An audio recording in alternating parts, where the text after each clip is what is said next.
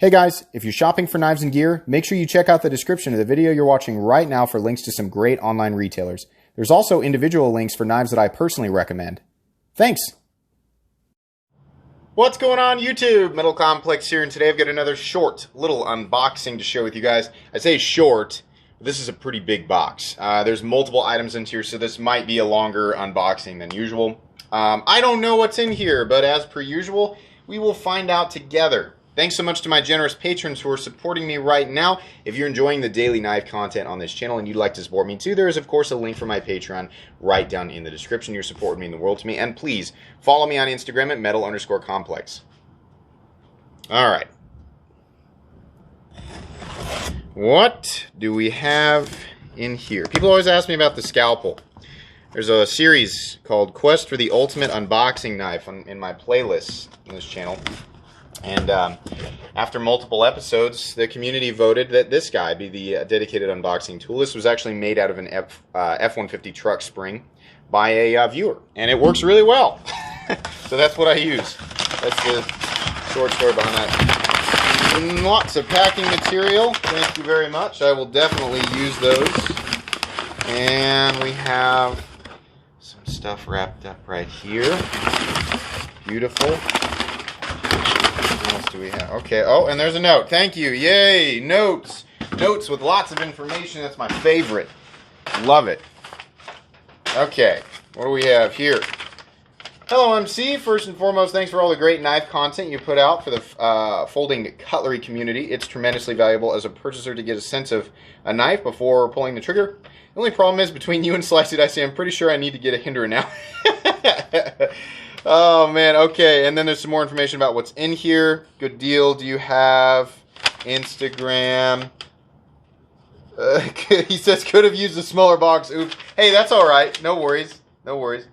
Let's see. Oh wait, no, he does have YouTube. So he's Free State Fellow on YouTube. So if you see him down there, you know, give him a thumbs up. Okay, two knives here. I kind of want to open up this one first. What do we have? Alrighty, we're just about there, guys. These are very thoroughly wrapped. Oh my gosh, there we go. So people have been telling me to check out Bark River Knives. And I'm going to clean that off real quick there.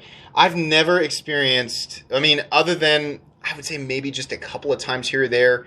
There have been a couple at some firearm shows here locally, but I've never actually checked them out. So this is beautiful. These are US made as far as I know. This one's in CPM 3V. Yeah, you can see right there, actually.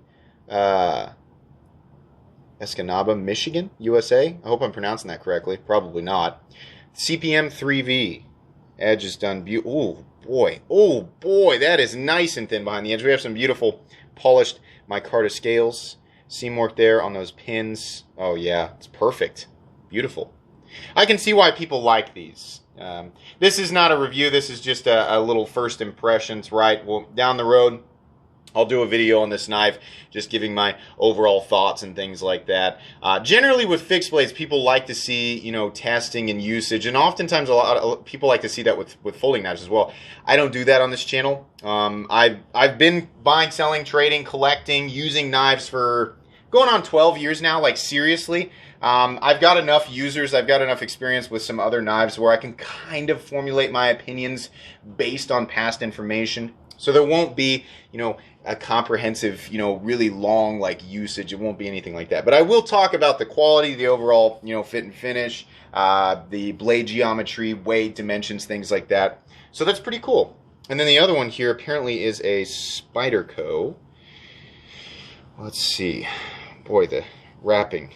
The folding and the wrapping is just very excellent. Oh yeah, cool. Let's turn the exposure up just a bit. This is the Police 4 in K390. See that? So I've never handled the Police 4. This one apparently is from 2017. I had asked for a, you know, the new Police 4 in K390, like the one that's in the cyan or the teal or whatever that color is. And somebody was like, that's not even out yet. But apparently they did a version of this in K390 in 2017. And yeah, I actually, considering this one's in G10 with steel liners, this actually is something that I really want to look at. Now, I don't know. I know that these are available. I will link these, the Bark River knives in general, right down below, because I know DLT Trading has a ton of Bark River knives, and I've got an affiliate program set up with them, so you guys will get that link.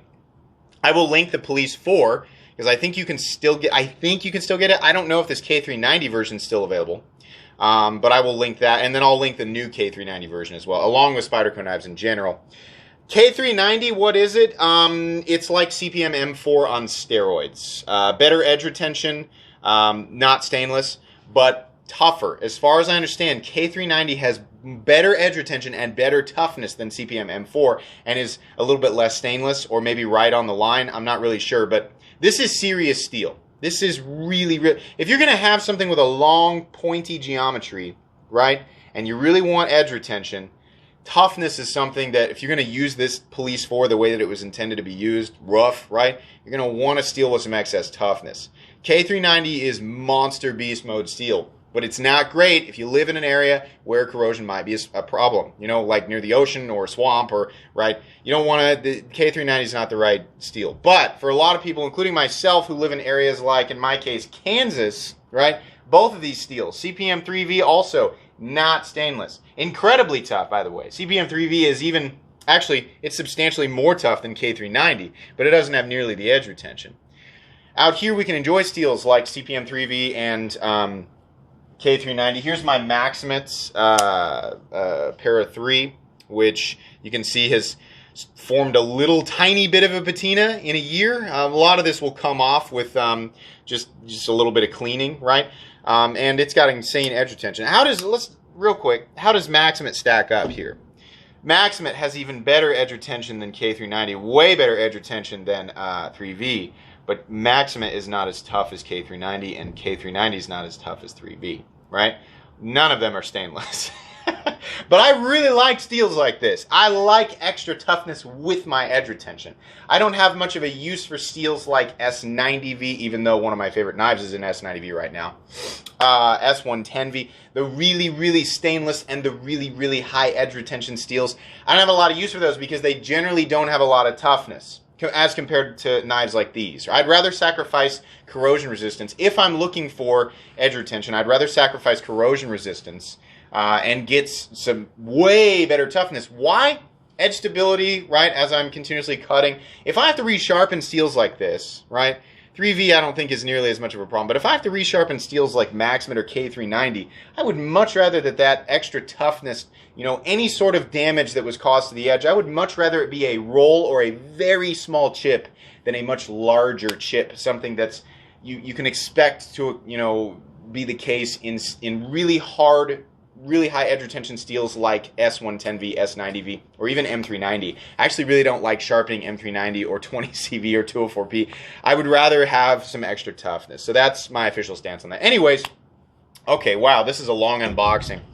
This is cool. Thank you so much again. This is Isaac for sending this in. Really appreciate that. These are interesting. Hope you guys are excited. The reviews will be coming down the road. Let me just lay these out so they look nice. The sheath is nice too. I'll have to make sure and touch on that. All right. Where's my... I gotta stop throwing that Instagram card. There we go. Guys, be sure to follow me on Instagram at metal_complex. Like I said, Bark River listed down below. Spyderco, if I can, I'll list it down below. Check out the links. If you guys enjoyed this video, please leave a like. If you'd like to check out my other content, I do, of course, have lots of videos of knives that are either expensive or inexpensive that I do or don't like, so check those out. And if you enjoy all my content, go ahead and click on that Metal Complex logo right there and subscribe, because there's definitely more coming. Thanks again for watching, everybody, and have a great day.